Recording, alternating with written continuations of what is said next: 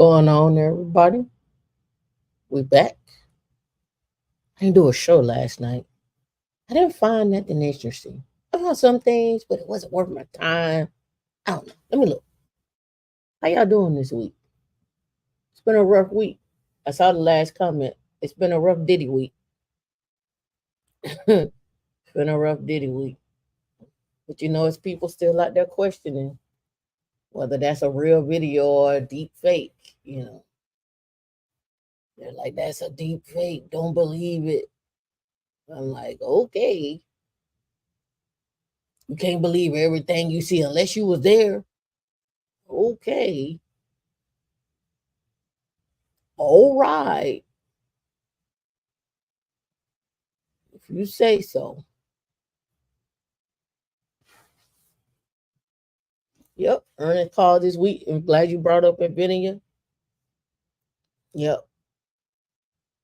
It's funny you say nasty work.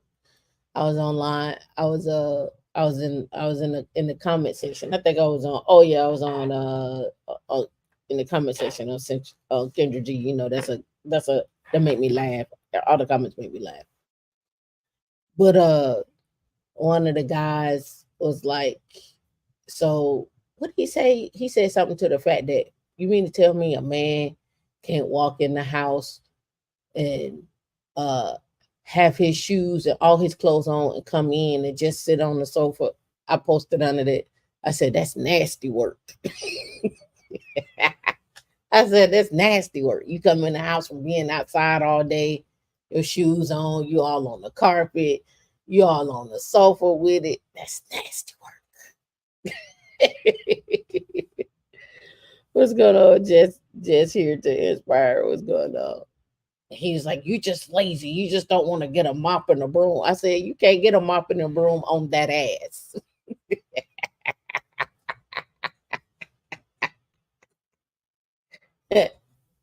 Nasty work. Let me not be petty early. Let me not be petty early. I was just like, sir.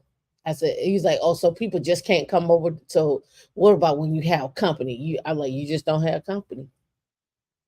Or you got to set a particular area where you have people sit down in, right? Can you imagine being on a New York subway and walking through the subway and walking through New York with your shoes on, and you come in the house and you go in your bedroom with your shoes on and your clothes on, and you sit on the bed after you done been out? Nasty work. Nasty. I'm just saying. Just making an observation. Making an observation. I hope you enjoyed Monday's show. Monday we did a deeper dive into space. $2.3 trillion market. Um, what that's going to look like for the future. The prediction is 2035. We are in 2024. I should say 1.8 to 2.3 trillion. Uh, we also need to be holding ourselves accountable for investing as well too in that market.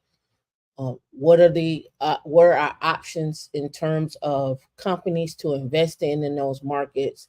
What are our options of people making things around that market? When I say things like space perspective, doing space travel around that market, people looking to create clothing, shoes, uh, everything around that space market. So don't get it twisted. That's just in that area. But if you consider everything else that's going to fall out of that um, new areas of where people are going to start building new tech cities, and that's what I had on my list. The 13 new tech cities. Um, I had on there what the progress was. I have to go back and look that up. Right. I had to go back and look that up. And that's coming out of the Chip Act, right? The 13 new, it's actually 31 that came out in 2020, 2023, but people been focused on the 13. All right, so I'm gonna start there just to jog your memory of the 31 tech cities, and I have them up right here, just to jog your memory, and then we're gonna get into some Nvidia after that. All right, so let's start over. Let's get here. The Biden Harris just came out in October of 2023. Biden Harris administration designates 31 tech hubs across the United States. Now remember, the Chip Act is to fuel the U.S. economy, and when we're talking about fueling the U.S. economy, we're also talking about creating cities. We're also talking about what does it look like to invest and create in these new cities, and what skill sets do you think you need to have? Well, what are your skill sets going to look like for the next 10 years? Companies are hiring. A lot of people are saying, no, layoffs is bad. The layoffs is bad. The layoffs is as bad as your skills. That's how I'm gonna see it. You can call me arrogant. You can call me tone deaf. You can call me whatever. That's where I'm. That's what I'm. That's my story. And I'm sticking to it. That's my story, and I'm sticking to it. What about the people that got 20 years of experience and they got laid off? Well, what did they do in them 20 years? Can they go somewhere else? What does that look like? Right. So let's get into it. Right. This is from 2023. I've covered this before on other episodes, but let's go. All right. So we're going to say right here to blow it up a little bit. All right. These tech hubs are located across 32 states and Puerto Rico. Remember, Puerto Rico doesn't have federal taxes, so a lot of people are going down to Puerto Rico and they're building companies down there. You only need one employee to be considered a company and an office, right? And so this represents a cross section and an urban and cross section of urban and rural regions. Designation is an endorsement of the region's plan to supercharge their perspective. So when we talk about this, right, you need to be looking at local government, because again, when we're talking about creating cities, we're talking about creating infrastructure. When we're talking about creating infrastructure, somebody needs to get hired. When we're talking about infrastructure, we're also talking about internet, cable, fiber, bridges, roads, sanitation, water, food, right? We're not just talking about just the tech behind everything. We're talking about a whole new city. Journey to Jasmine, what's going on? Appreciate you. Appreciate you. Right. Thank you for stopping by today. You came up out. You came up out of them streets.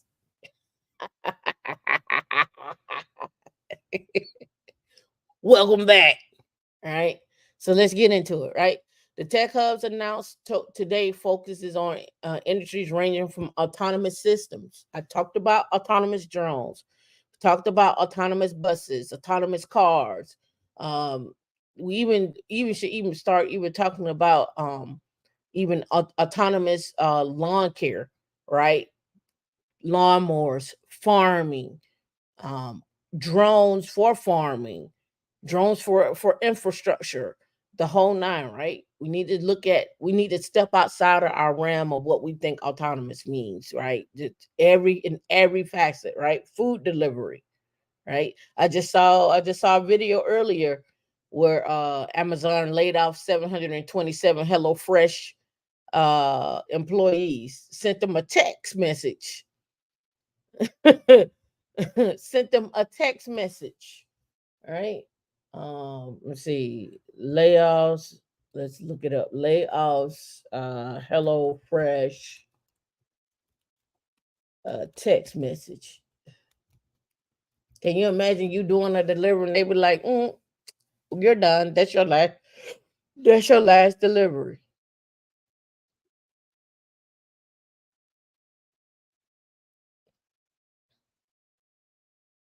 Let's see.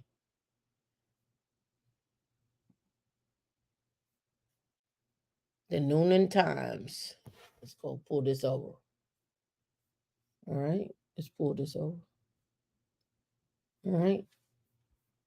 Let's get rid of that at there. Closing. Yeah. Okay. HelloFresh to permanently close. 727 employees to be laid off. HelloFresh shutting it down permanently. Have y'all seen the people walked into Red Lobster and Red Lobster shutting down? Have y'all seen Red Lobster shutting down? They went to go eat at Red Lobster, couldn't get no cheddar biscuits. Couldn't get no cheddar biscuits. Red Lobster shut down. 87 locations, right? Red Lobster closes 87 locations in 27 states. You can't get your cheddar biscuits no more. You can't get your seafood sampler. You can't get your platter. Ain't buy one get one free. All you can eat that's gone.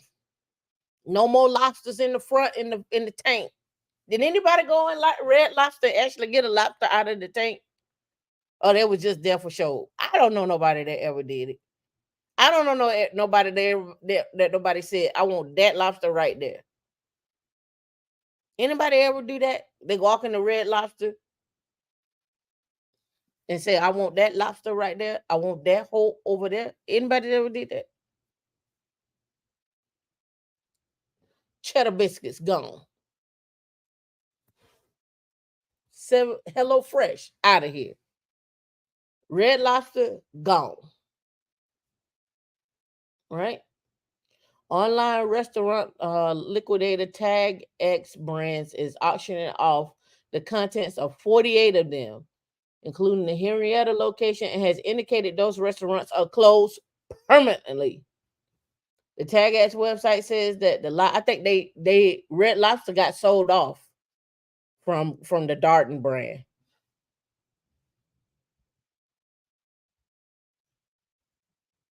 Now y'all gonna see people go in, and that Red Lobster is gonna be a Chinese spot.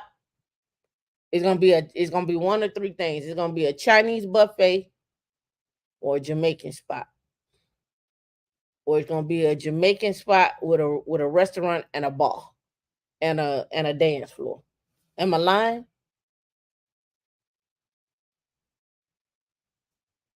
Somebody gonna go in. They're gonna change it into a hookah lounge. Red Lobster is gonna be a hookah lounge. It's gonna be valet parking at the old Red Lobster, girl. You gotta get there early because they be tripping. You gotta get there early. They got booths and stuff.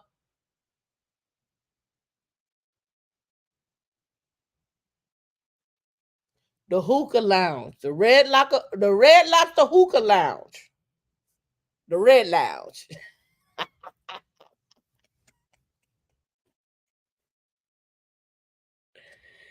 Red Lobster serving oxtails and rice, beans and rice. It's gonna be a grill parked outside.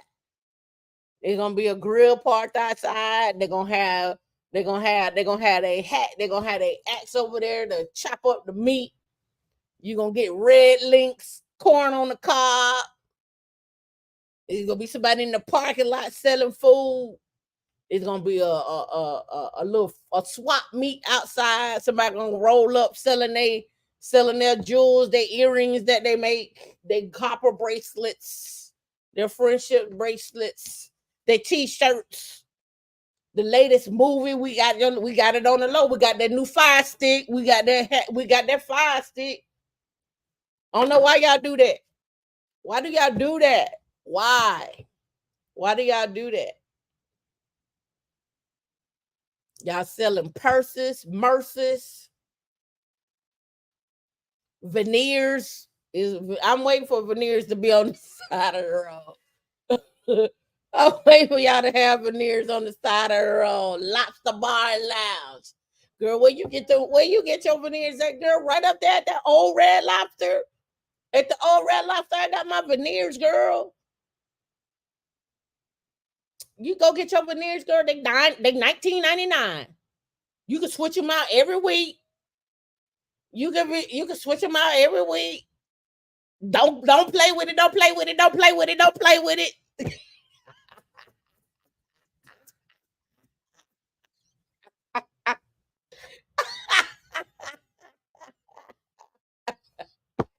Don't play with it. Don't play with it. Don't play with it. You know how y'all do. You know how y'all do. And the last place it's gonna turn into a dentist office. Rip out the booths, redo the inside. It's gonna be a dentist office. It's gonna be a conglomerate of dentist offices. So it's what it always is. I don't know why that's always in the neighborhoods. A dentist office, a chiropractor, uh, uh, a Jamaican spot, a Chinese buffet, a restaurant, an after hour spot, a hookah lounge. I don't know why that's the thing, but that's what's gonna happen. All right. So Red Lobster closing, Alabama, Decatur, Huntsville, Mobile, Arizona, California, Fremont, Montclair, Sacramento, San Diego, Colorado, Denver, Lakewood, Lone Tree, Wheat Ridge,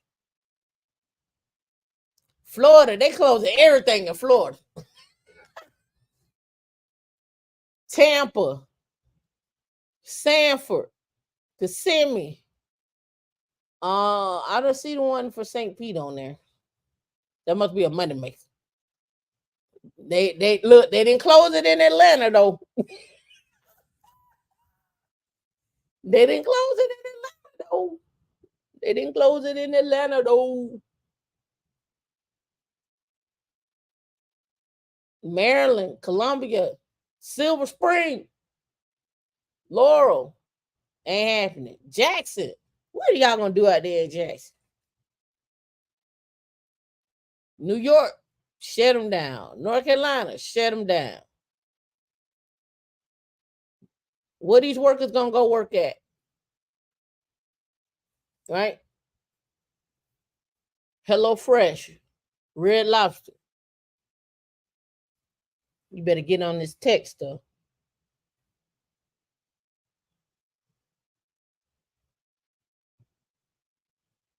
Yeah, they got the angry crab, juicy crab, all them crab places with that red sauce. What's in that red sauce? Y'all know if that's killing y'all or not. What's the red sauce? What's in the red sauce? All right, 32 states. Let's get busy. See what the lobster folks gonna do. Red Lobster, Hello Fresh. All right, Tech Hub designees are safe and effective autonomous systems. Headwater, this is in Montana. Ocean Tech Hub for ocean robotics and systems in Rhode Island and Massachusetts. Trustworthy and equitable autonomous tech hub, secure autonomous systems in Oklahoma. Again, with security, you got to think about security of all these things. Maintaining our quantum edge, elevate quantum Colorado. The Bloke Tech Hub, Illinois, Indiana, Wisconsin. Advancing biotechnology, drugs and devices. Again, Virginia, New Hampshire, Illinois, Missouri, Kansas, Indianapolis, Puerto Rico. Advancing biotechnology, precision and prediction, Wisconsin, Maryland, Alabama, Pennsylvania, Delaware, Maryland, New Jersey, Louisiana, Idaho, Wyoming, South Carolina, Georgia, right? And the list goes on. You can go look this up on the site. I don't want to go through all of this. It's a lot. But you can see there's the Tech Hub. You want to go here and read about techhubs.gov. Hit it up. Go look and see what's going on in the area. They have a whole map here. Got a whole map. You want to know what's coming? You want to be in the real estate game? Unless you're investing with what's his name? Morrison, right? Don't be a scammer. Don't be a scammer. Right. So here you go. And then they got the benefits, White House tech sheet, so forth and so on. Right. Again, I talked about the data centers. I keep telling you, watch the data centers. Watch them.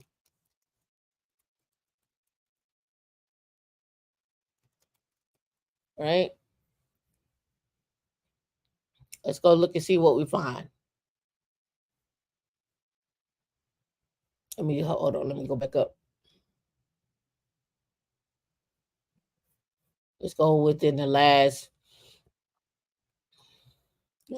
week. See, we got what we come back.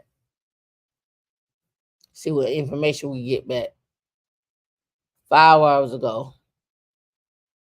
Data center dynamics. The US and Canada could face power shortages. Let's see, data center in the UK, 800,000 people without power. And AI firm CoreWeave raises 7.5 billion in debt financing. Microsoft to preview custom cobalt chip, right? Look, another chip. You think Microsoft didn't get some money off that chip act, right? T-Mobile loses bid to have class action lawsuit against Sprint merger. AWS and Harvard University team on underground quantum network in Boston, Massachusetts. An underground quantum network. Again, keep your eyes and ears open to what's going on, right? Cyrus One closes 1.175 billion asset-backed securities offer. Legato Networks files $175 million insurance claim against Skyterra. You gotta go look that up. Keep your eyes and ears open. What are they doing out here? Who putting what where? We already know that Amazon bought 430 acres in Covington. Who else are they buying? Who else is buying?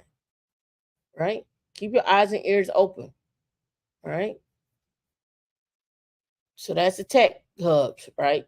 We saw that, right? Regional tech hubs, where people are going, what they're doing.